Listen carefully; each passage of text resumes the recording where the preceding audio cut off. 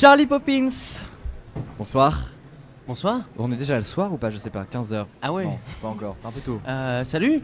Salut, c'est bien, ça marche tout le temps.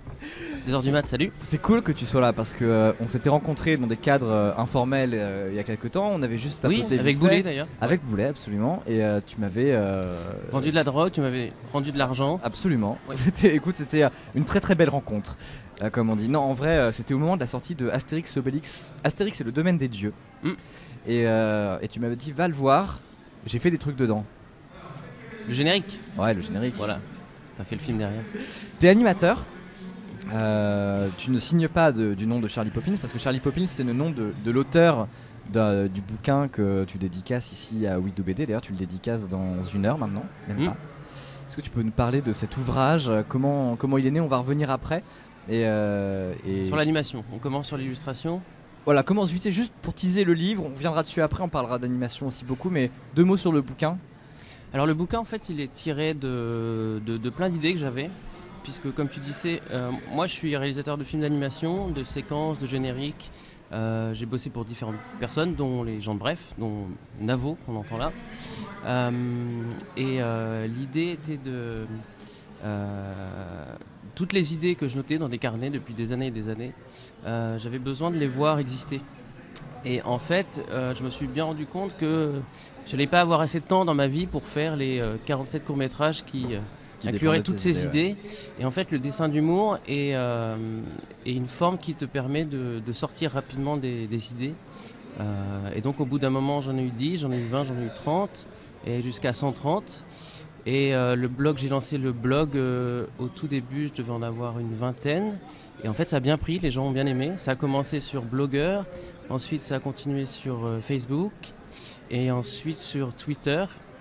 Ça a été bien relayé, comme il fallait. Assez pour me donner assez confiance et aller voir des éditeurs pour me dire, ça a peut-être une vie sur papier. Et j'ai rencontré Dargo via Marion Montaigne. Qui est partout, décidément. Voilà. Tome 3 a gagné entre 18h et 19h. Oui, parce qu'elle a besoin d'un petit coup de pouce. Elle débute. Et donc, avec Pauline Mermet, donc éditrice aussi, entre autres de Marion, ils ont décidé de lancer le livre qui est sorti et qui regroupe tous les dessins plus une dizaine d'inédits. Voilà. Et généralement, c'est des petits dessins, des carrés, c'est des formats un peu américains. Donc j'ai l'impression qu'on voit beaucoup ça, les dessins du New Yorker. Alors c'est pas réfléchi, mais moi je dessine comme ça parce que peut-être j'aime pas trop ce qui est long. Donc le dessin d'humour, tout ce qui est Sampé, Vouch, pour citer des Français, Mix et Remix. Il y en a assez peu des gens qui font ça et c'est plutôt entre guillemets un art anglo-saxon. Donc les Anglais, Glenn Baxter en Angleterre. J'aime beaucoup les dessins du New Yorker évidemment, qui sont du dessin de presse mais pas vraiment. En France, on a du dessin de presse, mais c'est très politique et c'est très accroché à l'actualité. Donc, c'est des dessins qui sont vite périmés, bien qu'ils soient certains extraordinaires. Et moi, j'aime beaucoup aussi Gary Larson, qui est une influence principale, qui est un Américain, qui a arrêté depuis, je crois. Gary Larson. Okay. Voilà, The Far Side. C'est une collection, c'est plutôt années 80-90. Ouais. Voilà, extrêmement drôle. Donc, ça fait partie. Des références, mais assez peu finalement, parce que c'est une activité qui est faite par assez peu de gens. Voilà. On va revenir du coup sur cet ouvrage, cette belle œuvre que tu as, qui est un petit bijou d'humour, et pour le coup je l'ai dévoré. Et oh merde, je deviens comme les mecs de toutes les radios qui font écoute, j'ai lu votre bouquin, je l'ai adoré quoi qu'il arrive. Tu déconnes, je vais faire à ma soeur pour son anniversaire, et elle m'a dit, alors que moi j'étais tout content de trouver j'étais tout content de défricher cet auteur que je ne connaissais pas. Et je l'offre à ma soeur, et elle me fait mec, elle m'appelle mec, elle me fait mais je l'adore en fait ce mec. Je suis son blog depuis plusieurs mois, semaines, années, c'est siècles. Cool ça. Elle était ravie. Et du coup maintenant ce livre a atteint, et je pense qu'il est parfait pour ça, dans la lignée d'Axolot, des notes de Boulet. Elle lui a donné le stade suprême. C'est-à-dire qu'elle a dit écoute, je l'aime tellement que je l'ai mis dans mes toilettes. C'est la meilleure place. Et c'est la meilleure place en fait. Et ma soeur ne met pas les bouquins dans les toilettes facilement, si je puis me permettre. Avant de faire ce bouquin, tu es animateur. Avant toute chose, tu es animateur, et pas genre animateur, le mec qui dit des bêtises dans un micro. Tu fais du dessin d'animation, tu es à l'origine du générique d'Astérix et le domaine des dieux. Tu es à l'origine d'un autre générique bien connu des gens sur internet, puisque tu as fait Celui de Golden Moustache, si je me trompe Oui, pas. non, c'est ça, oui. Tu as participé à Bref aussi. Voilà, on parle de ce que tu veux. Alors, pour reprendre dans l'ordre Prenons l'ordre indiqué... chronologique peut-être. Ordre chronologique. Alors, l'ordre chronologique, ça serait remonté il y a pas mal de temps, quand j'ai fait Supinfocom à Valenciennes, qui est une école donc basée dans le Nord, où j'ai fait des études de 4 ans là-bas pour apprendre l'animation. L'animation 3D. C'est un peu l'équivalent des Gobelins, mais plus tourné sur la 3D. Et au bout de 4 années, on a un film de fin d'études à faire. Et avec mon film, j'ai eu la chance de pouvoir faire pas mal de festivals. Et c'était à cette occasion-là que j'avais eu le Grand Prix Imagina, qui était... à l'époque, ça n'existe plus Imagina, mais à l'époque, c'était vraiment un des meilleurs festivals pour ça. Donc j'étais ravi, sauf que j'avais pas pu y aller, j'ai été prévenu trop tard. Et c'était un prix qui était quand même donné par Caro et Jeunet. Donc je les avais loupés à ce moment-là. Ah merde. Ouais, et j'ai pu recroiser Jeunet plus tard et j'ai rebossé pour lui sur Micmac attire l'arigot. Il y a des séquences en animation. Que tu as faites toi voilà. Avec Danny Boone. Oui, absolument. Excellent.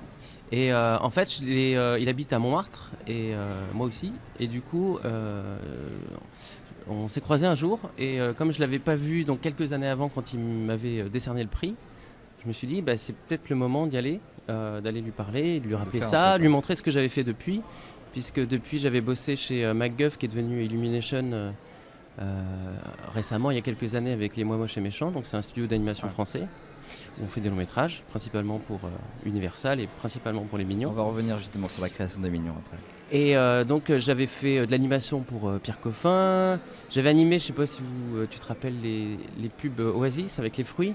Bordel, c'était toi ? Les premières, pas les dernières parce que ça fait longtemps que ça tourne maintenant. Ouais. Mais j'avais animé les premières. Dès le début, c'est-à-dire il y avait François Pérusse et tout. Oui, François Pérusse, ouais. D'accord. Excellent. Il y avait un côté mignon d'ailleurs. Ah, très, pour le coup, l'humour était à peu près aussi crétin et les voix trafiquées de la même façon. Ouais. Ouais. C'est peut-être même le même pitch d'ailleurs, le même objet de... Peut-être. Et donc moi j'étais animateur en sortant, donc j'avais mon film de fin d'études sous le bras, j'ai fait pas mal de festivals. J'ai commencé comme animateur pour Pierre Coffin, donc qui est un des co-réals des Mignons. Ça s'est très bien passé et moi j'avais un peu l'envie de réaliser en animation. Donc j'ai commencé à travailler dans d'autres boîtes de production, dont Cube, où j'avais fait un clip pour Jodassin. Voilà, posthume. Quoi ? Ouais, je l'ai appelé. Il m'a dit vas-y. T'as le feu vert, plutôt. T'as le feu vert pour... Pardon. Bien. T'es un fan de Jodassin ? J'adore. Okay. Le mec le plus pirate de tous les auteurs français, qui a créé aucune musique, mais qui les a sublimés. Ouais. Ah ouais, moi j'adore. Mais il est génial. Mais il a pompé, même, et le clip que j'ai fait d'ailleurs c'était pompé sur un truc brésilien. À l'époque, c'est quoi le clip ? Est-ce qu'on peut le trouver ? Bien sûr, c'est Bip Bip. Quoi ? Il faut taper Bip Bip, BIP. Ouais. Les Coyotes, non ? Bip Bip, Jodassin. D'accord. Clip. Et mon nom, Romain Segaud. Romain Segaud, ouais. Voilà. Exactement. Je l'ai sorti il y a 9 ans. Eh ben oui. Le temps passe. Le temps passe. Et en fait, cette technique, c'est une technique que j'ai fait depuis le début, qui est du papier découpé à partir de photos. Ouais. C'est-à-dire que j'ai pris des centaines et des centaines de photos de décors, de gens. J'ai découpé tout ça comme on découperait un magazine papier pour découper la tête, les bras, les jambes. Et après, j'ai animé ça image par image. Donc c'est une technique un peu à la Terry Gilliam, tu vois, dans les Monty Python. Ouais. Lui, il faisait... c'était très basique, mais c'était très drôle. Et ça se voulait pas plus technique que ça. Mais aujourd'hui, sur ordinateur, on peut avoir une finesse dans l'animation qu'on n'avait pas avant. On peut revenir sur du travail, alors que quand Terry Gilliam faisait ça directement sous une caméra, une fois que l'image était enregistrée, elle était enregistrée. Et elle était imprimée, quoi. Alors que nous, on peut reprendre des choses, revenir en arrière. Voilà. Et donc j'avais fait ce clip-là, dans cette technique-là, qui est du papier découpé, à l'époque. Et ça m'a permis de pas mal travailler. D'ailleurs. Cool. J'ai fait des pubs pour SFR dans ce style-là. Ah, les fameuses pubs avec comment c'était Blue Sky là. Oui, c'est ça, Mr Blue Sky. Mr Blue Sky. C'est toi qui faisais des pubs découpées pour le coup dans le style très Monty Python. Ouais, j'avais réalisé 4 ou 5 pubs, ça avait duré 1 an, les gens pouvaient plus de cette musique. Non, c'est vrai. Mais Mr Blue Sky de Electric Light Orchestra, merci. Voilà, que j'ai découvert à cette époque-là. Très bon groupe. C'est toi qui faisais ça aussi. Mais c'était partout en fait, on a forcément vu un truc de toi quoi. Ça, je pense. Ouais. S'il y a un truc vraiment, parce que ça vraiment s'est passé en boucle. Je pense que ça oui. Pendant 1 an, ça a été. Et après, ils sont passés à du live, donc plutôt plus de vues réelles, avec des joueurs de foot connus, Lily Allen, je sais pas. Je me souviens de ces gens-là. Ouais. Si, elle existe encore. Hein. Bah oui. Fait des trucs. Ok. Et donc là, on est en 2006, 2007, si je me trompe pas. Pour là, avec les pubs SFR. SFR, non, ça doit être. Si, t'as raison, 2006, je pense. Ouais. Un truc comme ça. Donc là, je commence déjà à. Donc j'ai été animateur pour MacGuff, Illumination. Je commence à réaliser des choses, Jodassin, et je rentre dans des boîtes de production où je fais des clips et des pubs. Donc principalement en animation. J'ai fait quelques clips en prise de vue réelle, mais qui sont plutôt en live. Donc je continue en anime. De quoi je peux parler? J'ai bossé. J'en ai parlé pour Micmac attire l'arigot. Après ça doit pas être très loin où je fais la connaissance de Navo et de Kian. Je pense Navo, ça a été, peut-être via la bande pas dessinée et même le Festiblog que je suivais. Et aussi Gad. En fait, je les ai rencontrés à une dédicace. Gad, Ultimex et Navo. Ils dédicaçaient dans une librairie du 18e. Et voilà, je pense qu'à cette époque-là, il y avait. Bref, était à peine sorti. Ça commence. Donc, c'était pas encore. Ils n'étaient pas encore. Kian faisait le Festival de Cannes. Festival de Cannes, voilà, sur France 4, il me semble. Absolument. Et donc voilà, il y avait une espèce de. Il se passait des choses dans le stand-up, il se passait des choses. Ils avaient fait leur spectacle à 2. Moi je les suivais un peu de loin, mais de temps en temps voilà, j'allais à une dédicace, on s'est rencontrés là-bas. Et quand ils ont lancé Bref, donc on s'est recroisés, on se connaissait déjà, et ils savaient que je faisais de l'animation. Et donc dans les derniers épisodes, il y avait un épisode avec les spermatozoïdes, Bref je suis né, et un autre où il faisait une dépression. Bref, j'ai fait une dépression, logiquement. A priori, Et il y en avait un en pixel art, celui pour la dépression, et l'autre qui était plutôt une espèce de 3D, mais c'était pas vraiment de la 3D, c'était pareil comme pour SFR, c'était de l'animation de photos déformées en papier découpé, et ils m'ont mis là-dessus, donc voilà, donc j'ai fait 2 épisodes pour eux, pour Bref. Donc en 2012. Ça, et ça ensuite, doit être tu en fais 2012. quoi 2011, Qu'est-ce qui se 2012, passe Dépression. Ça y est. Sérieux? Non. Non. Qu'est-ce que je fais après? Faut que je me remette dans le contexte. Bref vient de se passer, donc succès critique et populaire. Il y a eu Astérix. Ça, Astérix, on peut s'arrêter sur Astérix un instant, parce que ça, avant d'entamer le générique de Golden Moustache, qui est évidemment une production autrement plus gigantesque, mais Astérix et le domaine des dieux, comment tu fais ce générique? Est-ce que quelle est la commande de ce truc-là? Ah, la commande, comment ça s'est passé? Moi, je connais Louis Clichy, le réal, enfin coréal avec Alexandre Astier. Qui vient de Pixar. Voilà, j'allais en parler. Il revenait juste de Pixar où il avait bossé sur Wall-E. Il a bossé au studio pendant 2 ou 3 ans, il me semble. Et il revenait juste, et je pense que Astérix s'est mis en chantier à ce moment-là. Il a été question, je crois, de Pierre Coffin, donc qui a fait Les Mignons aussi. Il y a eu plusieurs réals qui ont été mis sur le projet. Finalement, c'est Louis qui a décroché le rouleau. Exactement. Après, il y a eu ils ont cherché un studio pour fabriquer le film. Ça devait être MacGuff, et finalement, comme ils sont partis sur Les Mignons, ils ont dû monter un studio. Donc tout ça s'est fait petit à petit. Et moi, j'étais en contact avec Louis, et il savait que j'avais déjà fait des séquences animées pour pour Canal+. J'ai fait des génériques pour des documentaires, des émissions, et j'avais donc ça sous le bras. Et depuis toujours, les génériques un peu à la Pixar, un peu Monstres et compagnie, tu vois, avec les portes, un graphisme assez simple mais assez franc. Qui est le côté, c'est le genre de générique qu'on voit notamment dans Arrête-moi si tu peux. Il y a un côté un peu vintage. Qui est français d'ailleurs. Le générique d'Arrête-moi si tu peux est français. Absolument. Sérieusement. Je savais pas ça. C'est des potes à toi? Non, je les connais pas. D'accord. Voilà. Top pour moi. Mais c'est une référence. Ce générique est une référence. Il est très très bon. Il est très magnifique, ouais. Un peu James Bondien. Ouais. Et il est parfait. La musique est parfaite. C'est vraiment le mélange parfait, quoi. Et donc par rapport à James Bond, justement, Par rapport à James Parce Bond. que le générique d'Astérix et le domaine des dieux a un côté un peu James Bondien. Il a un trouve. côté film d'animation, Ouais. ce qui se fait en ce moment et ce qui est bien, je trouve, c'est-à-dire qu'on va faire une intro, il y a même des films qui font des outros, c'est-à-dire que dans le générique de fin, ils vont refaire un film d'animation, Ouais. souvent dans une technique assez simple, mais qui va être assez décalé pour pas se mettre en concurrence avec le film. Et c'est ce qu'on avait dit avec Louis dès le début, en faisant ce générique-là pour Astérix. Il voulait quelque chose d'assez fort, d'assez original, une musique qui emporte tout de suite tu vois, le spectateur. Et l'idée, c'est vraiment de ne pas du tout coller au film. Donc graphiquement, plutôt être du côté Saul Bass, celui le designer qui a fait tous les films d'Hitchcock, toutes les intros d'Hitchcock qui sont assez graphiques. Donc c'était de rendre cette intro graphique intéressante, très courte, ça doit faire 1 minute 30, 1 minute 45 maximum, histoire de lancer un peu la machine. Voilà. Et donc on a fait ça. Moi je suis venu avec les propositions. Donc c'était ça le pitch de base. Évidemment, on avait quand même 10 ans de Pixar qui avait fait des génériques. Donc on s'est pas basé là-dessus, mais c'était quand même une référence. Qu'on le veuille ou non, Pixar ou Disney restent des références. Et donc on a réfléchi donc à cette idée d'Astérix en silhouette, en ombre chinoise. L'idée des boucliers, qui puisse se faire poursuivre par des boucliers. Et à partir de là, brainstorming. Et il me demande de faire des choses bizarres dans le chat, comme faire coucou à la caméra. Je Ok. fais coucou à la caméra. Merci Julien. salut Julien. Pardon. Du coup, on l'interrompt, tu vois. N'importe quoi. Et voilà, je sais pas où j'en suis. Bon allez, j'y vais.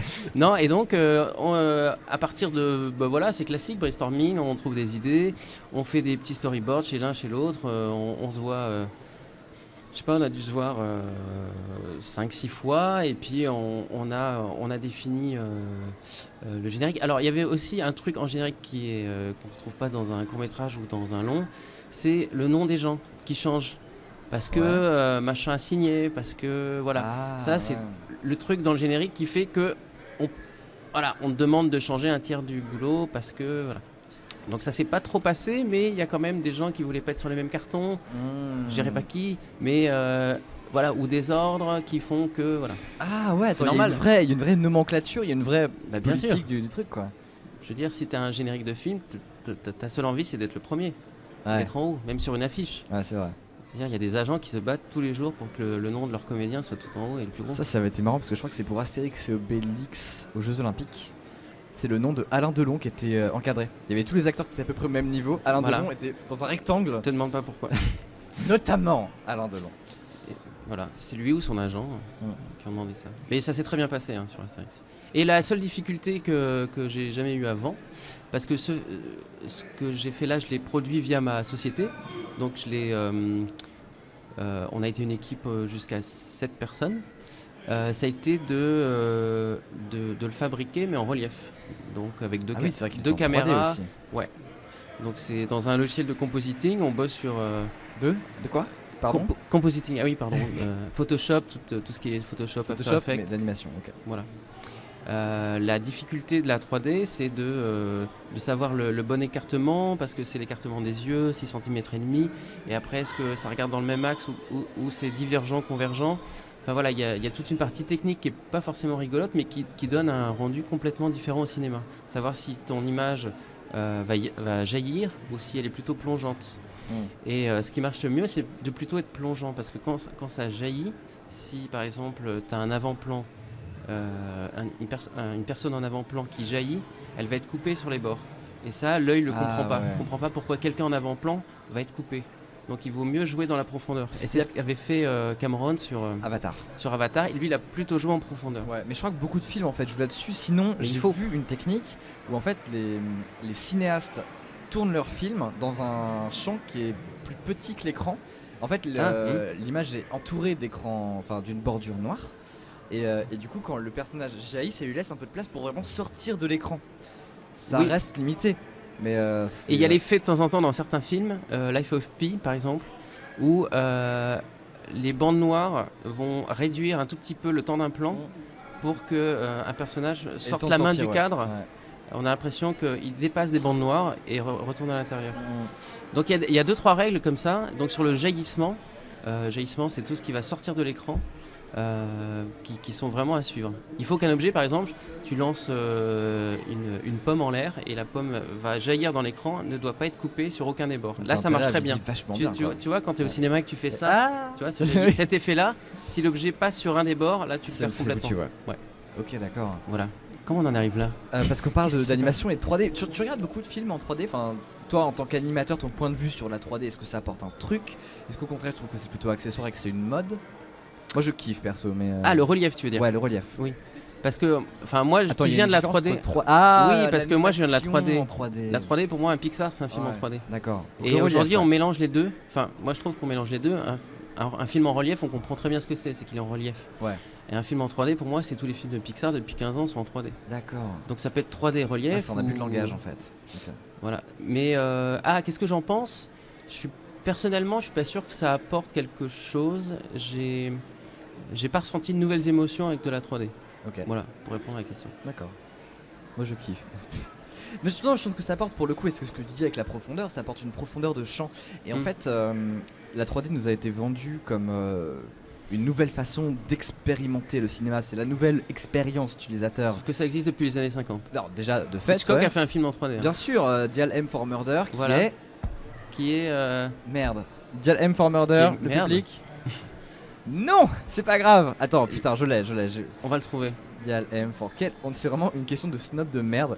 Écoute, j'ai le titre en VO, je ne l'ai pas en VF. Quel est ce C'est l'assassin. Le crime était presque parfait. Qui était en 3D. Et voilà. Et qui se souvient que ce film était en 3D? Si tu as le DVD du crime était presque parfait, le Blu-ray, je crois qu'il existe. 3D? Non, en DVD. En DVD, tu as une scénette où il t'explique que c'était en 3D, comment c'était fait. Et notamment, il t'explique tous les plans qui sont en profondeur que nous on calcule pas. En fait, ils étaient pensés pour la 3D. Le film était pensé pour la 3D. Et il a fait un truc, je sais pas si c'est dans ce film-là. Il faisait des trucs assez drôles. Par exemple, il y a un gros plan sur un téléphone qui sonne et on voit quelqu'un au fond de la pièce qui regarde le téléphone. Donc lui est petit, le téléphone est très gros. Et en fait, il a demandé à fabriquer un téléphone géant énorme, parce que la caméra ne pouvait pas faire le point et sur le téléphone et sur la personne au fond. Donc pour que l'image soit nette de l'avant à l'arrière, il a fait fabriquer juste pour un plan un téléphone géant. Il a fait l'inverse en fait de toutes les maquettes quoi. Ça a fait un truc géant. Oui. C'est assez fascinant ça. Et le porno c'était aussi approprié le relief assez vite dans les années 50 je crois. 50-80 le porno. Ah, c'est ce film où en fait t'as des gens tout nus. Et ah c'est vrai. Ah oui, oui j'en ai entendu parler. Ah c'est marrant vite fait.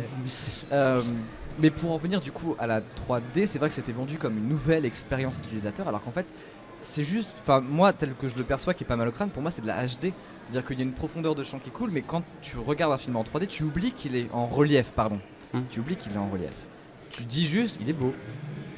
Mais il est pas... Moi, ce que ça m'apporte, moi franchement, la seule fois où je me suis dit, je suis plongé dans un film, il me semble que c'était le film de Jean-Jacques Hano sur, pas Saint-Exupéry, mais c'était à la Géode. Donc c'est-à-dire que quand mon champ vraiment de vision est comblé intégralement par une image, là j'ai vraiment l'impression d'être dans le film. C'est pas celui qu'il a fait avec au Futuroscope aussi? Ça doit être le même je pense. La Géode de Paris et je suis en train de regarder ça. Et donc pour toi c'est pas un truc C'est le seul moment où j'ai vraiment été plongé dans un film. Guillaume les ailes du courage. Hors drogue. Hors drogue. Guillaume les ailes du courage. Voilà, c'est ça. Et ou alors il faut aller le voir dans des immenses salles. Avec un écran géant et relief, et là je pense que l'expérience est totale. Genre en IMAX? Oui, IMAX, il y a pas eu un Batman. Bah tous les Batman sont en IMAX, mais aucun n'est en relief. Ah, il y en a aucun en relief. Nolan déteste ça. Il y a que, je crois que t'as Gravity, qui est un des seuls films, et peut-être que je me trompe, troll-moi si je me trompe YouTube. Gravity était un des rares films tournés en 3D et en IMAX. Les autres, c'est souvent tourné l'un ou l'autre, c'est-à-dire... Bonjour André. Oui, c'est vrai. Bah, je t'ouvre le micro, hein, j'imagine qu'on est parti pour... Et les films... Tout à l'heure, j'avais pas eu le temps vraiment de parler. Mais il n'y a pas de souci. La plupart des films, on parle des films en relief. Voilà. Ouais, je vois. Voilà, le truc qui donne mal à la tête, là. Bah, moi, je kiffe, perso, mais je sais qu'effectivement, il y a débat. Et effectivement, Gravity est un des rares films à être tourné en IMAX et en relief, alors que Thor... Je suis d'accord, Gravity, en fait. Je suis d'accord sur l'expérience. C'est vrai. Mais il n'y a pas un autre film où tu as autant de profondeur de champ, je veux dire. Captain EO, mais bon. C'est fini, Captain EO. Voilà, on a la... C'est fermé. J'ai vu. Il faut faire le deuil de ce truc-là. Captain EO, qui est l'attraction. Oui, c'était l'attraction. C'était. Qui était en France. Oui, qui était en France aussi. Voilà, qu'il y a eu Ça, en ouais. France, que tu pouvais voir à Euro Disney. Ouais, Exactement. et que j'ai vu. Ah ouais, moi aussi, c'est comme ça que je Bande l'ai de vu. vénards. Eh Tu oui. l'as jamais vu? Bah non. Ah, Ça, merde. c'est les pauvres. Déjà, je crois que c'est l'attraction qui était toujours fermée à chaque fois que j'y allais. Ah, Chaque fois que j'allais genre à Disneyland tous les samedis, et c'était toujours le samedi où c'était fermé. Donc c'était voilà. chiant. sinon en expérience, moi, pour parler de, je pense que les parcs d'attractions, c'est là où j'ai eu le plus d'expérience, plus qu'au cinéma. J'avais fait celle de Retour vers le futur Mais ça, c'était aux il États-Unis. y a longtemps, en Floride, avec mon père. Ouais. Et là, tu es dans une DeLorean. Genre on est, Beau gosse. je sais pas, il doit y avoir une dizaine de DeLorean qui sont sur des vérins et tu es face à un dôme. Et là, tu es vraiment plongé dans l'action. Je veux dire, C'est quoi? C'est un roller coaster ou c'est un simulateur? c'est un simulateur. Ok. Bah, Ouais. comme Star Tour en fait, un petit peu. Oui.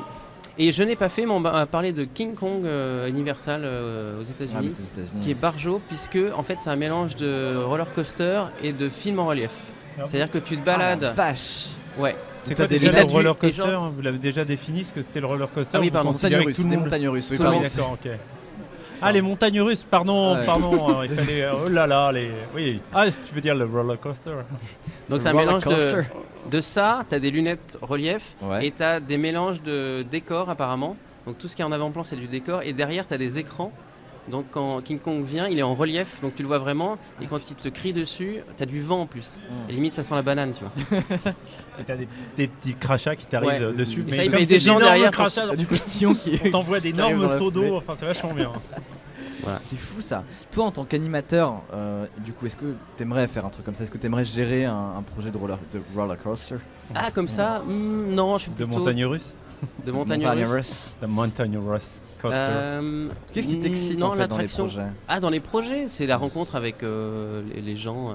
Je pense que Jeunet ou l'équipe de Bref, voilà, tu sens qu'il y a un souffle, tu sens qu'il y a quelque chose de nouveau qui se passe, qui va marquer, et ils te mettent sur ce projet-là, et donc tu donnes le meilleur, et tu sens que surtout s'il y a une bonne ambiance, c'est sain, parce que moi j'ai fait de la pub, et surtout dans le monde de la pub, c'est pas toujours très sain comme milieu. Donc là, c'est Tu parles de la drogue, des lignes de coke ou en général plutôt moralement? Bah, c'est trop commercial. juste je pense. moralement. Ah, juste La drogue, moralement. ça me Ah, ok, c'est bon. C'est bon. Et, J'avais peur que ce soit un jugement sur la drogue, je n'aimais pas du tout. ah non, pas du tout. Non, ça va alors.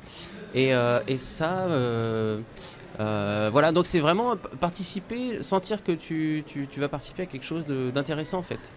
C'est pas juste une commande, on t'implique, on te demande, entre guillemets, on t'utilise pour ce que tu sais faire, pour faire ce que et le faire au mieux. Ouais. Voilà. Et moi, ce que j'aime, c'est donner vie à des choses qui bougent pas. Donc voilà, quand ils m'ont dit on veut faire des spermatozoïdes, un épisode que avec des spermatozoïdes. Et il va se passer plein de trucs, il y aura plein de gags tout le temps. Bah, moi, ça me Ça suffisait bottait, ouais. comme info pour le faire. C'est Et clair. oui. Ok. Donc pour en venir au générique sur Astérix, tu nous as raconté comment c'est né le brief. Oui. Qu'est-ce que toi t'as apporté en fait? Une fois que t'as le brief, est-ce que t'as exécuté une commande ou Non, qu'est-ce non. que t'as ajouté qui n'était pas prévu à la base? Puisque le brief de base, c'était voilà, on a la liste de noms, c'est celle-ci. Ça va durer 1 minute 30. Non, que je dise pas de bêtises. Si, 1 minute 32 minutes. Ça doit être péchu. Ça doit pas être en rapport avec la 3D derrière, plutôt de la grosse 3D, donc quelque chose d'assez simple. Le brief, c'était ça. Donc après, il fallait définir l'action, qu'est-ce qui se passe. Donc tout ce qu'il y a visuellement, c'est de traduire une idée. Il n'y a pas vraiment de brief en fait à part ça. Ouais, c'était assez libre en fait. C'était une carte C'était blanche. presque qu'on une t'avait carte laissée, blanche. Mais souvent c'est des cartes blanches. Pour revenir sur Bref, moi j'ai eu le script de Bref et je leur ai fait un storyboard. Donc tout était écrit, les blagues étaient écrites. Mais après la mise en scène, savoir à quoi ressemblent les personnages, où est-ce qu'ils se trouvent, combien de temps dure le plan, où est-ce qu'on met les caméras, tout ça. Moi je leur ai proposé quelque chose, on en a rediscuté ensuite. Mais j'apporte dès le storyboard. Eux, c'était écrit par contre. Il y avait pas de, on n'a rien enlevé, rien changé. Par contre, c'était parfait comme d'habitude. Évidemment, avec Ken Navo. C'est quoi ta pire expérience en animation? Le pire truc que t'aies dû gérer? La pire galère? La pire galère? Si tu peux balancer des noms, c'est cool aussi. Ouais. Je sais pas si j'en ai vraiment eu. Luc Besson, allez, Luc Besson, c'est facile, tout le monde le déteste. Luc Besson. J'ai jamais bossé avec Bah lui, voilà. mais je pense que si ça devait arriver un jour, ça serait mon pire truc. Là, c'est bon. Allez, Ok, bim. donc c'est Le mec, fini, c'est ça grillé. n'arrivera plus. C'est mort. Non, non, je rigole. Non, mais j'en ai pas. Non, Luc, pardon. J'en ai Quand pas tu veux, eu, tu l'appelles. J'en ai pas eu spécialement. Mais je pense que, par exemple, j'ai fait quelques clips. Mais là, tout le monde met la main à la pâte. Mais dans le milieu du clip, il n'y a pas forcément beaucoup de budget. Et là, les nuits blanches, ça arrive, quoi. Ça arrive assez souvent. Ça prend combien de temps d'animer un générique comme Astérix par exemple? En plus là quand on parle on a l'impression que t'es tout seul. Est-ce que c'est le cas? Non. Là, on a été. Moi, j'ai ma société. En fait, je l'ai montée à l'occasion de Jeunet, Micmac à Tire-Larigot. Ouais. À ce moment-là, je me suis dit, tiens, c'est le moment de. Parce que moi, j'étais en direct avec lui. On se connaissait et j'avais pas besoin de passer par une boîte de prod qui allait gérer ça et me dire comment faire les choses, alors que il savait lui comment les faire et moi je savais comment lui proposer des choses. Donc à ce moment-là, j'ai créé ça. Et il se passe que c'est juste une boîte qui s'appelle Tim Tom Film, qui est une SARL, et qui embauche des gens quand il y a un projet, mais sinon elle n'embauche pas, les intermittents, Ouais, les fameux intermittents. D'accord. Et donc moi je travaille assez en amont pour savoir à quoi ressemble le projet. Je suis à l'initiative, à la réal ou co-réal. Et je sais techniquement comment ça se passe du début à la fin. Donc à partir du moment où j'ai le script, files le taf, je vais jusqu'au bout, jusqu'à la livraison des images. Donc toutes les étapes d'animation, je les connais. Et en fait, l'école que j'avais fait m'a formé à ça, c'est-à-dire vraiment de faire un film d'animation de A à Z. Il n'y a pas une étape où je suis plutôt spécialisé en animation, je dirais, et découpage, réalisation. Mais je connais toutes les étapes. Voilà. Et je travaille dans une technique plutôt papier découpé qui est faisable à 5-6 personnes, par exemple, pour faire un court-métrage, un clip. Et ça ce prend genre de combien de temps? Par exemple, les Donc- épisodes de Bref t'ont pris combien de temps? Bref, ça a été très très court. Oh bah tiens, Parce que j'ai été. c'est rigolo ça.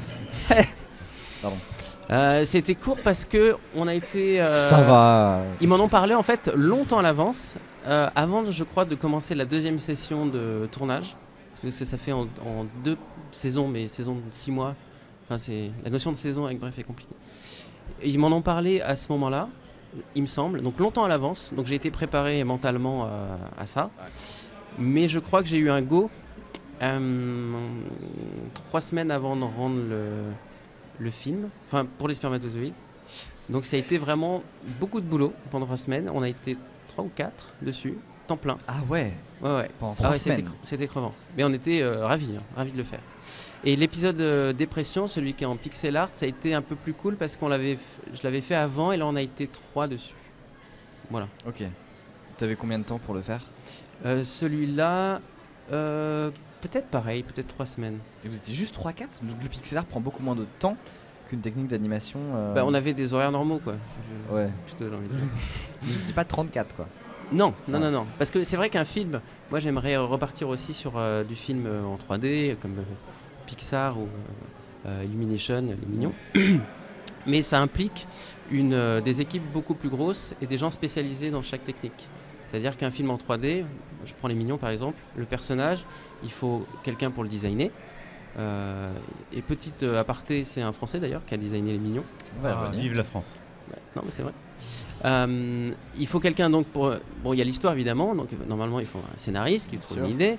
Ensuite, il faut quelqu'un qui va faire le découpage, un réalisateur. Ensuite, il faut designer les mignons, donc il faut quelqu'un dont ça soit le boulot qui fasse que ça, designer. Ensuite, il faut quelqu'un qui les modélise, donc un modeleur qui va le modéliser en 3D. Ensuite, ce personnage qui existe uniquement dans l'ordinateur, il faut lui créer un squelette qui va le permettre de l'animer, qui s'appelle le rig. Une fois que ça s'est fait, on passe ça à l'animateur qui va animer le personnage. Et ça, quand je parle de chaque poste, on n'interchange pas les gens. Quand quelqu'un est vraiment spécialisé dans un truc, il fait pas autre chose. C'est vraiment très compliqué. Chez Illumination, c'est très réglementé. Et oui, c'est une grosse mécanique. Et ensuite, animation. Ensuite, ça va partir au compositing, c'est-à-dire qu'on va mélanger les personnages avec les fonds. Il y a aussi celui qui va placer les caméras. Ensuite, ça va être calculé parce que là, c'est toujours au niveau de gris. Je sais pas si tu as déjà vu des making-of de Pixar, mais Non, jamais. jamais. Donc, tu as une étape en fait où tu n'as pas de couleur, tu n'as rien, c'est que du gris. Où tu Ouais. juges uniquement Ah oui, c'est des l'animation. polygones en fait, t'as des gros ballons gris qui font les. C'est un peu glauque d'ailleurs, des fois quand t'as des Oui, c'est un personnages peu vachement flippant. détaillés, ils sont, Voilà. on dirait des blobs. Ouais, donc ça c'est une étape aussi Donc en fait, il y a énormément de couches. Ça n'a rien à voir avec le live où tout a été prêt et tout se passe d'un bloc. Ouais. L'animation, ça se passe par strates et c'est un processus très très long. Et on peut revenir en arrière si on a besoin, alors qu'en live, quand la prise est faite, sauf si on la retourne le lendemain ou dans une semaine, elle est faite. Ouais. Donc c'est très très différent. C'est deux mondes qui n'ont rien à voir. Et donc, le rendu, c'est un drôle de nom, mais c'est quand tu choisis quelle matière tu vas mettre sur les personnages, quelle couleur ils vont avoir, est-ce que c'est brillant, est-ce que c'est mat. Donc ça, c'est le boulot d'une personne. Et ensuite, l'étalonnage, donc ça, c'est aussi pour le long métrage. Comment tu vas étalonner ton plan, quelle lumière tu vas mettre, la colorimétrie, tout ça. Sûr. Et le montage. Donc là, tu imagines juste une dizaine de personnes, 15 personnes, juste pour faire un plan en animation. Wow. Tu vois ce que je veux dire? En combien de temps? Bah, je sais pas, là, il faudrait... pour faire un court-métrage en 3D, il faut minimum 3-4 mois. Minimum. Et 15 personnes, pas 3. Ouais. Ce qui veut dire que les Pixar, en fait, les films Pixar qu'on voit d'1h30, c'est des projets mais pharaoniques en fait. Ah, mais Pixar, c'est énorme. Ouais. Mais oui. Et Combien de personnes au générique d'un film Pixar en général en moyenne? Je sais pas. C'est quoi, c'est des équipes de 300, 400 personnes à chaque fois? Plus, parce qu'ils travaillent en plus sur plusieurs films en même temps. Donc quand ils font la production d'un film, ils sont en pré-production d'un autre film. Enfin, il y a toujours l'équipe créative, une fois que c'est lancé, qui réfléchit au film suivant. Donc c'est une mécanique qui tourne sans arrêt. Voilà. Alors moi, dans mon coin, pour faire un Pixar. Mais j'aimerais bien me relancer, mais il faudrait réfléchir à effectivement des équipes plus grosses, un projet qui vaille le coup. Donc moi j'écris, je cherche ça, mais... Est-ce que du coup ça veut dire que quand tu regardes un Pixar, quand tu vois un film d'animation ou un film en 3D, tu vois de l'animation et tu fais j'aurais pas vu ça comme ça? Genre quand c'est vraiment mal fait, mais c'est pas des Pixar, genre des sous-Pixar, moi ça m'énerve. Tu penses à quoi par exemple? Oh bah il y en a plein, mais tout ce que tu peux trouver mais en non, VOD qui ne soit pas Balance. Luc Besson. Luc, si tu nous entends. Non, mais j'en ai pas. Mais tout ce qui est, en fait, c'est facile. C'est parce que ce qu'il y a de mieux, c'est quand même Pixar, Illumination, DreamWorks. Enfin, ça, c'est des gros blockbusters. Mais après, tu as les versions 2 ou des copies directes de ces films-là, qui évidemment sont pas au même niveau. Mais même Disney, quand ils font Aladdin 4, ça peut pas être au niveau d'Aladdin. C'est logique. Et quand tu es animateur ou superviseur, ou techniquement que tu as un œil, forcément tu te dis non, ça aurait dû être comme ça. On a quelqu'un sur Skype qui a peut-être une question pour toi. Allô? Allô? Oui, salut. Salut. Alors, qui es-tu donc? Parce que moi je vois marquer E là sur ton Skype. Est-ce que tu t'appelles E? Ouais. Non, c'est Théo. Salut Théo. Ouais, j'avais une question, c'était au niveau de l'animation. Je voulais savoir un petit peu si tu avais des études, des trucs comme ça à conseiller. Parce que je sais que c'est assez difficile. Je suis en train de chercher perso et ils m'ont intéressé de savoir. Une école, tu veux dire?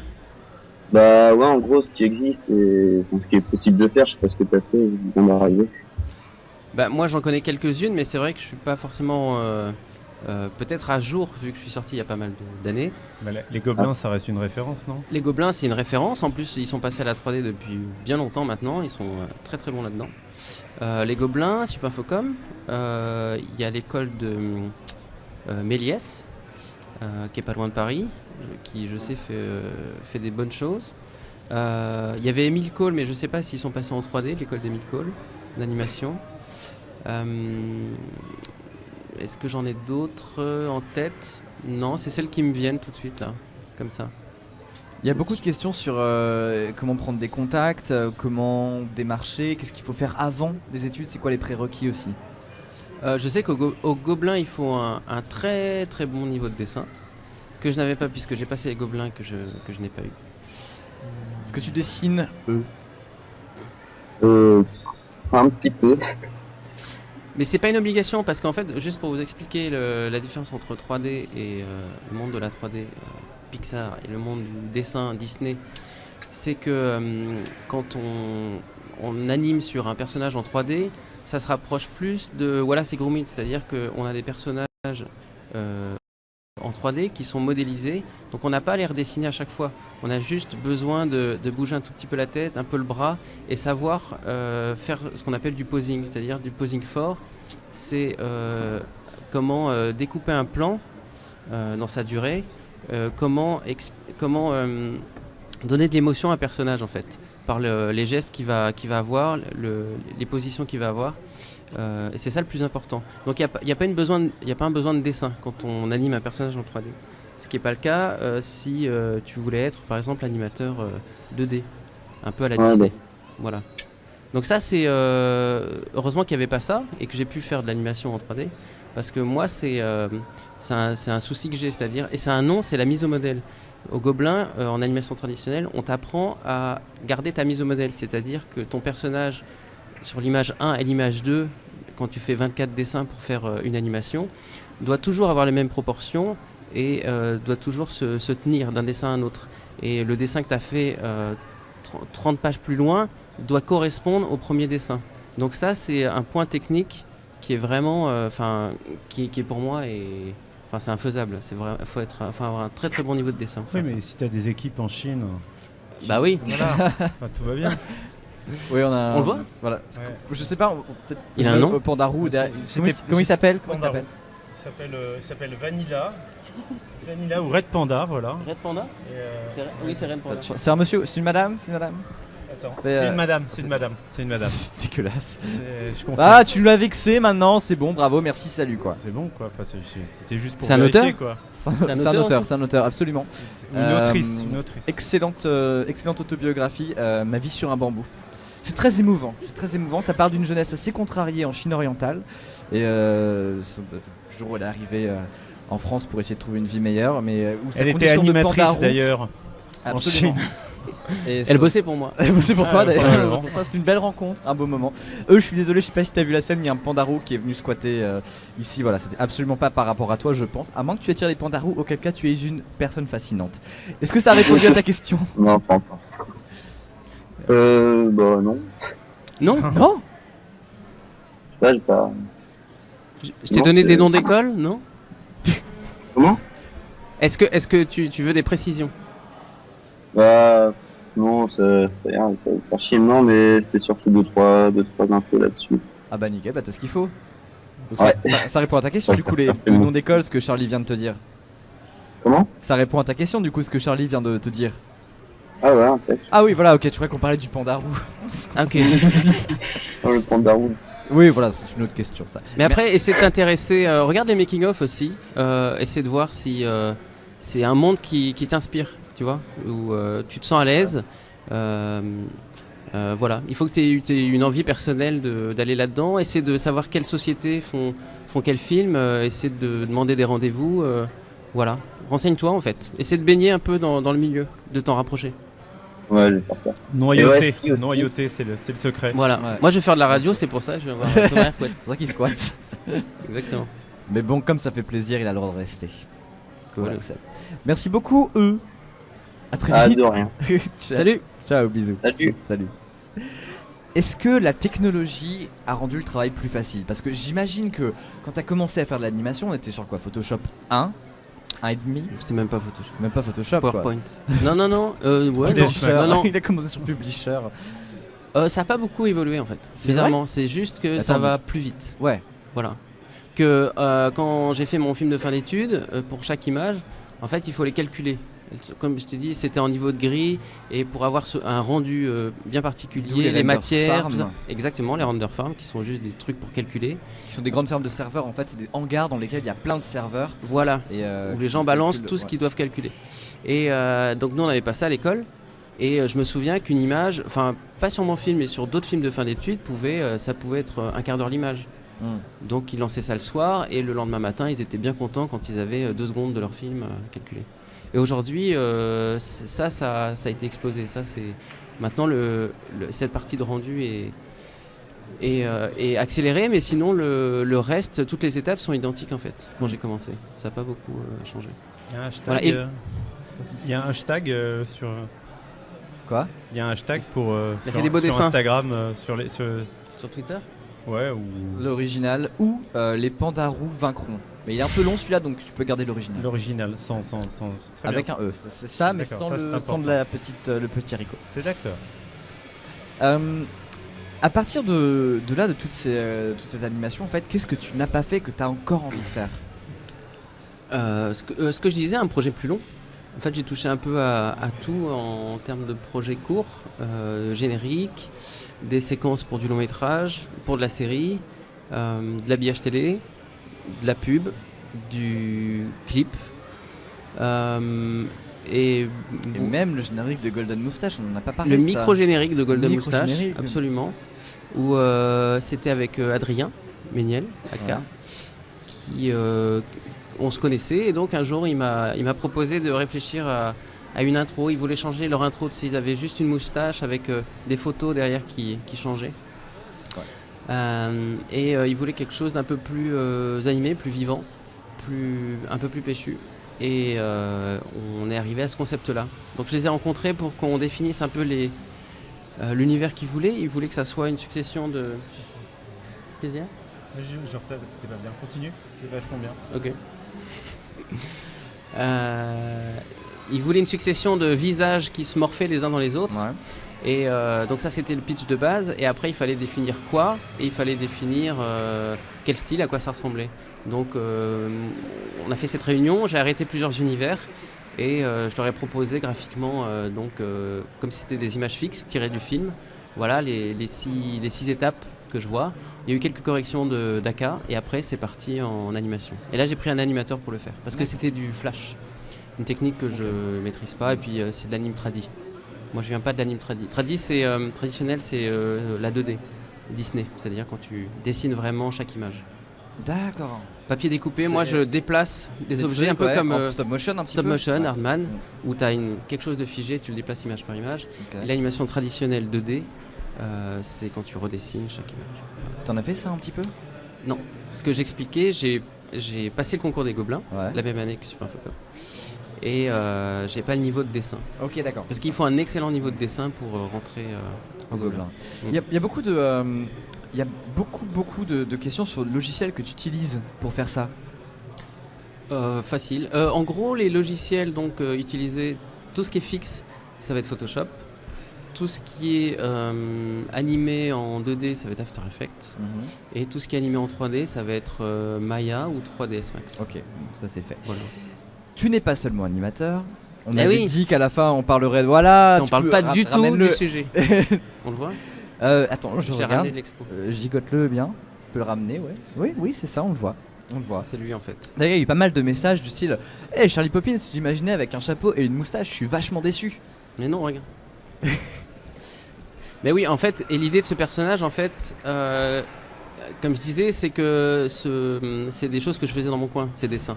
Et il s'est avéré qu'il y en a eu de plus en plus, d'argot intéressé, et je voulais pas mettre mon nom sur ce livre, qui est un univers qui n'avait pas de lien avec l'animation. Enfin, moi, je trouve pas du tout.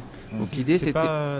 pas comme il s'appelle l'agent Michel Lagarde au départ qui avait Qui a eu l'idée ? fait le premier livre, non? Non, il n'y a pas eu de premier livre Ah bon? avec lui. Ah bon, j'étais Non, c'est mon persuadé premier qu'il y là avait, qui sort. J'étais persuadé qu'il y avait un livre avec Michel. Non, moi j'étais en contact avec lui depuis longtemps parce qu'il a baigné aussi un peu dans le monde de l'animation via Arthur de Pince qui représentait. Oh, et qui arrive d'ailleurs à 17h ici, Ah cool, sur cette Ouais. table. très sympa. Qui a Arthur. dessiné le 3e deck de Coup d'un soir. Oh, bah, ce serait pas ton jeu, ça par hasard? Oh non, pas du tout, c'est pas du tout mon genre. Et donc l'idée c'était de créer un personnage qui n'existait pas, qui ne soit pas moi, pour une espèce de double identité pour la partie illustration. Et donc je suis d'ailleurs représenté comme illustrateur chez Michel Lagarde, qui est un agent. Et, Très bon agent. Bah oui. Et qui s'occupe de cette partie-là. Et moi je m'occupe de ma partie animation, réalisation. Donc j'oscille entre deux projets. Voilà. D'accord. Là, donc, il y a le livre qui est sorti il y a quelques temps déjà, mais donc je viens faire quelques dédicaces. Tout à l'heure d'ailleurs, dans Voilà. 5 minutes. Exactement. Pour le strict maximum. Est-ce qu'on en a parlé ? On en a parlé ou pas ? Pas du tout. Absolument Ça pas. fait 1 heure. Et On évite le sujet, tu vois, soigneusement. c'est drôle en même temps. T'imagines, tu fais un débat, tu vois, t'invites 300 personnes et le débat change au Ouais. dernier moment. C'est exactement ce qui se passe une fois sur deux. C'est ça qui fait la magie de la radio. Mais Tu sais, c'est- des fameux moments de radio. Bah oui, non mais c'est intéressant. Et voilà, qu'est-ce que je disais? Alors, en fait, au début, tu as évoqué une grande influence des comics. Alors, on voulait justement, on s'était arrêté sur la nuance entre le dessin de presse à la française et les dessins du type New Yorker, sur New Yorker, et sur les dessins aussi à l'anglaise, les comics. Il y avait dans le chat, il y a eu des évocations aussi de Calvin et Hobbes, de tous les strips, la j'adore. culture de strips. Mais j'adore les strips aussi. Et j'ai essayé d'en faire, j'en ai fait un. Et en alors fait, je pense que je suis vraiment fait pour le format très court, c'est-à-dire un dessin. Ouais. J'ai fait un strip et si j'ai fait une très longue planche pour Professeur Cyclope cet été sur l'Asie, parce que maintenant ils sortent en lien avec Arte, un magazine tous les 3 mois. Excellent magazine. Et ils m'ont appelé pour faire une page sur le Japon. Et moi j'avais eu la chance d'y aller il y a 3 ans. Et c'était un monde assez étrange et c'était l'occasion d'en parler. Pourquoi le japonais est japonais? Pourquoi il est comme ça? Pourquoi c'est si différent d'un Européen ou d'un Américain? Leur façon de penser et le lien qu'il y a avec la religion, même s'ils sont plus pratiquants, en fait il y a des restes du bouddhisme et du shintoïsme qui fait qu'ils ont des pratiques quotidiennes ou des obsessions ou une façon de penser, une façon d'agir qui est très différente de la nôtre. D'accord. T'arrives à parler de ça en BD sans tomber dans les trucs un poil racistes? Non, c'est pas raciste. C'est le point de vue d'un Français sur le japonais. Puis à la rigueur, quel est le problème? Vendry, Franchement, couché Vendry. je vais aller C'est- dédicacer. Va dédicacer. Non, parce que Salut. du coup, j'imagine que ça doit pas forcément être facile d'utiliser un médium. En plus, Professeur Cyclope, c'est une revue qui se veut assez légère. Et j'imagine Oui, que c'est ça doit vrai. pas être simple Mais d'aborder c'était- des questions aussi intéressantes et pour le coup très légitimes. Ils étaient hyper contents de la BD, franchement, et on a fait ça, tu sais, dans un format très très long, comme Ouais. ça. Si je devais l'imprimer, ça devrait... La tapisserie de Bayeux. Ouais, voilà, c'est ça, sur 7 mètres. Et le format était intéressant, le sujet que j'ai proposé avait l'air de les intéresser, et puis je leur ai proposé en fait un texte avant. Je leur ai pas dit, ouais, je vais faire un truc sur le bouddhisme. Ouais. Ils voulaient savoir l'axe que j'allais prendre et expliquer en quoi la vision d'un Européen sur le Japon était intéressante. Et puis il y a 2-3 blagues de temps en temps. L'idée c'était de faire quelque chose d'assez divertissant. Et je l'ai montré à un ami journaliste et il a trouvé ça vachement bien parce qu'il a trouvé quand, tu vois, ça se lit, je sais pas, entre 5 et 10 minutes, tu vois, cette Ouais. BD. Il m'a dit, pour un guide voyage par exemple, ça permet de comprendre la mentalité d'un pays. Tu vois, j'ai lu Ah oui, ton... donc c'était vraiment bienveillant et c'était vraiment. Ah oui, dans oui, la- c'était bienveillant, D'accord, ok, c'était je croyais que pas- c'était un truc genre en mode fluide glacial, un peu Ah non, crâne. non, pas du tout. Ok. Non. C'était sincère, c'était vraiment essayer de comprendre pourquoi les D'accord. Japonais sont comme ça. Écoute, depuis qu'est-ce qu'on a fait au bon Dieu, je suis très méfiant. Ouais, ça, tu m'étonnes. Non, c'était bienveillant, voilà. Ok. C'est un mot que j'aime bien. Très bien, tu vas en faire des choses comme ça. toi. Oh, arrête. Pour le coup, tu vas continuer à en faire ou est-ce que c'était un one shot et qui n'aura pas forcément de suite? Aussi bien la BD que ce genre d'expérience dans Professeur Cyclope. Moi, je vais répondre aux questions, c'est-à-dire si on me propose quelque chose, je pense que je répondrai. J'ai fait via Illustrissimo, donc l'agent, j'ai fait quelques illustrations pour des magazines. Pour le 1, tu vois, c'est un grand journal, je sais pas si ça dit quelque chose. Ouais, Très si très c'est grand le journal qui se déplie. ouais. Oui, il y Bon, on l'a il y a dit en rien. même temps. Le 1, quelques dessins pour Vanity Fair, ça c'était très cool. Pour 2-3 autres magazines et ça me va bien. Et concernant le bouquin, il faut qu'il vive, je pense. C'est pas un format évident parce que le dessin d'humour c'est pas non plus un art ultra populaire, mais il y a quand même beaucoup de gens qui aiment ça. Donc il faut qu'il se fasse connaître, il faut qu'il soit diffusé. Et grâce à ton émission, je pense que... Mais surtout qu'en fait, le dessin d'humour peut prendre plusieurs formes. On connaît les caricatures, on connaît le dessin un peu à la De plantu. Bah notamment, non mais pour le coup, Hop, très sérieusement, ça c'est l'ambiance. ça.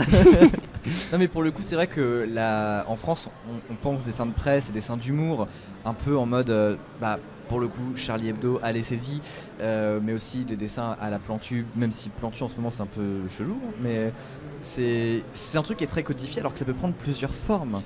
En fait, Toi, c'est ce le que dessin tu fais- unique. Le dessin unique peut prendre plusieurs formes. Ouais. Soit c'est de l'illustration, c'est en galerie. Topor, voilà. Mais Topor aussi a fait du dessin de presse. Pour moi, ce qui relie tout ça, c'est le dessin unique ou le dessin unique avec légende, illustration. Et après, il y a plusieurs schémas qui découlent de ça. Donc, dessin de presse, c'est ce qui est le plus utilisé, c'est ce qui est que les gens connaissent le mieux. Canard enchaîné, Charlie Hebdo, voilà. Donc là, c'est très lié à l'actualité, bien qu'il y ait des gens comme Catherine Meurice qui, des fois, fait des choses très différentes, que j'aime beaucoup. Mais dessin de presse, moi, je suis pas très dessin de presse, parce que j'aime bien ce qui reste un peu. Parce qu'on m'a offert un bouquin sur, par exemple, les dessins du Canard enchaîné. Et si on se remet pas dans le contexte, ce dessin sur De Gaulle et Pompidou va pas forcément me faire marrer. Ouais. Après, je reconnais que c'est un beau dessin. Les caricatures de Cabu, par exemple, elles sont fantastiques. Mais la différence, donc ensuite, avec le dessin d'humour, pour moi, ça, c'est intemporel. Il y en a un qui est lié à l'actualité et qui peut, malgré tout, périmer. Et le dessin d'humour, pour moi, ne périme pas. Voilà. Et je préfère ça, je préfère faire un dessin et me dire dans 3 ans il sera toujours drôle. Voilà, même s'il est mal dessiné. À la Calvin et Hobbes. Il y a une dernière question de chez Tichet, puis je vais te laisser partir parce qu'on va déjà te foutre à la bourre. Attends, j'ai peut-être une autre question qui vient d'arriver, que je regarde, tout ceci est très soudain. Autant pour moi, pas du tout. Donc, est-ce que tu gères différemment la BD et l'animation dans la conception, ou est-ce que le processus créatif est le même? Je paraphrase un peu sa question, mais c'est ça. Ça n'a rien à voir. Pour le strict maximum, tous les dessins, c'est des idées qui me tombent dessus. Enfin, les idées que tu notes dans un carnet. Dans la douche que tu as... Par exemple. Tout de suite dans la douche. Les meilleures idées viennent dans la douche. Ah oui? Quand tu es seul ou quand tu es deux? Ah, c'est pas les mêmes idées qui arrivent. En vrai, c'est quand tu changes de pièce. Mais c'est un autre débat. Voilà. Et donc, moi, quand je note une idée pour un dessin, en fait, le dessin apparaît directement. Il n'y a quasiment aucun travail. Mais je peux ne pas avoir d'idées pendant une semaine et puis avoir 15 idées en 3 heures. Ouais, qu'est-ce qui se passe? Ils sont en train de tuer des gens. Un attentat. Ouais. Donc, c'est assez simple, le dessin. Le plus long, c'est de le dessiner après, pour moi. Parce que je veux prendre une demi-journée pour faire le dessin, pour que ce soit le vieillir, mettre les trames. Ah oui, on peut parler de ça peut-être. En fait, les dessins ont l'air vieillis de base. Mais en fait, je dessine donc... à la table lumineuse, je vais faire un croquis. Table lumineuse, c'est rétro. C'est l'éclairage est en dessous. Voilà. Okay. Voilà. Pour pouvoir voir à travers 2 feuilles. Tu vois, tu peux faire un croquis sur une feuille et ancrer sur une feuille au-dessus. Et moi, je dessine, donc je fais un croquis. Je vais cleaner ce croquis et après, je vais faire ça à la table lumineuse. Je vais le repasser au rotring et donc je vais avoir un dessin assez clean sur une feuille blanche. Et un original, à moi, ressemble à ça. C'est assez clean. Mais après, ce que je fais, c'est que je le prends, je le scanne, et tout le travail après de mise en couleur est fait dans Photoshop. Donc j'ai scanné plein de textures de papier, moi-même. J'ai scanné des trames de vieilles BD, et à partir de là, je vais mettre ces trames-là dans Photoshop sur mes dessins. Et je vais les salir, mais de façon numérique. Ok. Question pour terminer juste de Fantasia Hall, pardon, je les prends, mais j'ai pas envie de te retenir trop longtemps parce que tu pars en dédicace maintenant. Vas-y, je sais pas quelle Ça va. Elle est étudiante en école d'animation. Elle aurait voulu avoir des détails sur un début de carrière dans le domaine. Donc là, on revient sur le côté professionnel. Sachant que ça... Alors, ce qu'elle dit, c'est sachant que ça marche beaucoup sur les contacts, comment ne pas se faire bouffer? Comment trouver sa place? Je pense que la question, c'est comment trouver sa place et ne pas être noyé dans une mer où on est finalement qu'un petit poisson, finalement. Moi, j'ai eu la chance, dans mon école et je pense dans beaucoup d'écoles en animation, on t'impose de faire un film de fin d'études. Et en fait, ce film de fin d'études, c'est ton CV. C'est avec ça que tu vas te présenter, c'est ta carte de visite. Ouais. Et quand tu sors, ton boulot, c'est de faire le tour des boîtes et de présenter ce film. Donc si les gens n'ont pas 3 minutes de leur vie pour regarder ton boulot, c'est que c'est pas la bonne boîte. Ouais. La plupart des boîtes vont te recevoir, regarder ton boulot, que ça soit... Après, si c'est de l'image fixe, ça va être un book. Mais après, si c'est de l'image animée, c'est sur clé, DVD, je sais pas, où tu viens avec ton ordi, montrer ton travail. Et c'est ça qui va te permettre de décrocher tes premiers boulots. Et pour moi, c'était le cas. Avec Tim Tom, j'ai pu rentrer chez MacGuff à ce moment-là. D'accord, ok, bon, je pense que ça répond à sa question. Merci, c'était un beau panorama de l'animation. Merci à toi. À la BD. Je vais te laisser partir en dédicace, parce qu'on est un poil... voilà, on va pas faire retenir tes nombreux fans qui, maintenant, j'espère, vont aller très nombreux se précipiter sur ton stand. Et peut-être après un autre strict maximum à venir. Ben oui, j'espère. Je vais reprendre les dessins bientôt. Cool. Là, j'en ai pas refait en fait depuis le bouquin. J'ai fait beaucoup de boulot pour la presse ou d'autres choses et j'ai refait des choses en animation. J'ai peut-être quelque chose avec Jeunet d'ailleurs, à nouveau. Cool. Donc voilà, osciller entre les deux, c'est pas forcément simple parce qu'il faut bloquer du temps. Mais je reprends les dessins, donc je pense que sur Twitter et sur Facebook, ça va revenir bientôt. Excellent. Voilà. Merci beaucoup. Merci à toi. Et puis à très bientôt. Je pense qu'on aura l'occasion peut-être de se retrouver. Si vous avez d'autres questions, on pourra peut-être faire caler une petite libre antenne, un de ces quatre, avec vous. Merci beaucoup pour vos questions aussi sur le chat. Je vous rappelle juste.